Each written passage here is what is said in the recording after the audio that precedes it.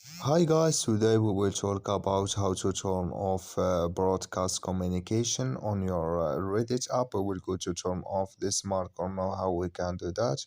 We'll just go up here. You will click here on this is picture here on up. Then this is window. It's going to show for you like this.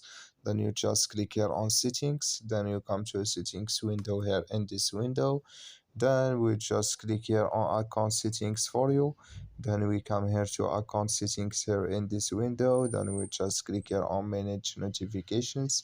Then we come to a notifications window here. Then we just go down. Then we come here to broadcast recommendation. We will go to turn off. We will just click here on this is mark here or this is color, and like you say color it's gone. That's my broadcast recommendation, it's turned off now. So that's all now. I wish now you are get it. You just follow this is ways and it's going to work with you. Thank you for your watching. Don't forget to support us by like and subscribe, and see you in next video.